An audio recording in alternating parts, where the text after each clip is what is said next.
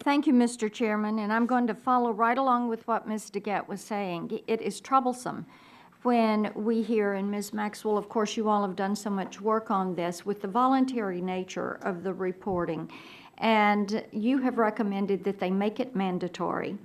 And so, Dr. Agrawal, what are you doing to beef up the compliance? You can say, well, we have Plato, well, we have this, you know, but what are you doing to enforce this? How do the people that work at CMS understand this is an imperative? You've got to do this. I mean, how do you communicate that? I think we take all of OIG's recommendations as important contributions, as imperatives. We do work towards wait a implementing minute. them. They're not contributions. They have pointed out to you, this, let's not even start down that road.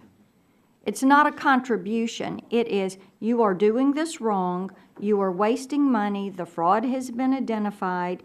Let's just say it like this. They've got 9 recommendations on the table. Do you agree with those recommendations, yes or no? I think we've indicated that we largely agree with those recommendations, yes. That's not the question that I asked, yes or no. Well, I think Ms. Maxwell has pointed out that the agency has agreed with 7 of the 9 recommendations. Okay. Well, the problem is, what are you doing then to take an action, and what is your timeline?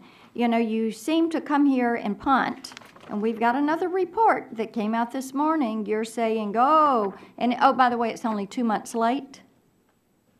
You're 2 months late with your report.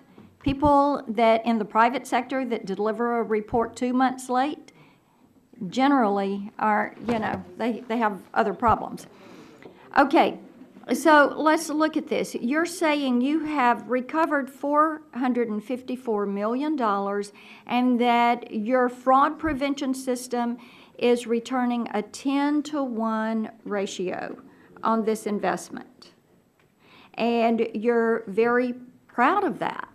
But you've got a lot of other waste that is out there, so I want to know from you specifically, how are you enforcing the recommendations, and what is your timeline for bringing your agency's work into compliance on a program that is really important to our nation's seniors? And that's not that difficult a question. Now, getting the work done, obviously, that's a little bit harder for you.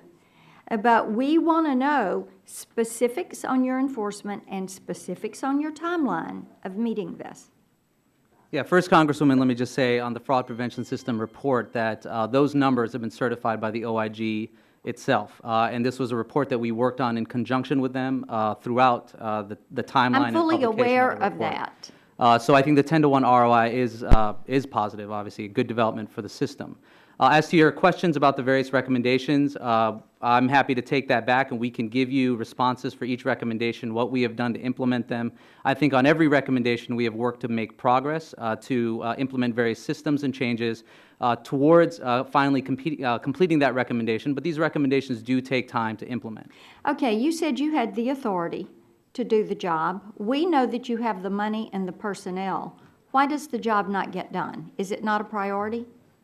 This is an absolute priority. We have many staff focused every day on the integrity of the Medicare program in all Do of they its understand constituent that parts. they're expected to meet a timeline? Do you all have a timeline? You still haven't spoken to the timeline. I think it depends on which recommendation you're referencing. No, Congresswoman. all of them. You've got, you can't pick and choose on this. You've got a list of recommendations. You have had waste, fraud, and abuse identified. You know you've got problems with the opioids. You know that voluntary reporting gets you part of the way, but it doesn't get you all the way, that this needs to be made mandatory. So, as the leader, what are you doing to make certain that there is a set timeline? When is the timeline? Is it the next report? Is it the next hearing? Is it the end of the year? Yeah, so let me give you an example, Congresswoman. So we have been very specific when it comes to something like prescriber enrollment, which will actually go towards resolving at least 2 of the recommendations I believe that OIG has put forward around excluded providers or other kind of invalid prescribers. We have stated, we promulgated the necessary rulemaking last year. We are now working with Part D plan sponsors to get these prescribers enrolled so that we don't cause an interruption in legitimate access to services. And we have said that that enrollment requirement needs to be met by January 2016 between both the plan sponsors and CMS working collaboratively together. We will then implement point-of-sale edits behind that enrollment in June of 2016, which I think will take a significant step towards really eliminating excluded prescribing or other invalid So prescribing as an basically, issue. you're giving yourself a year to come into compliance with something that you know has been a problem. Well, I think that yield that back my highlights. time.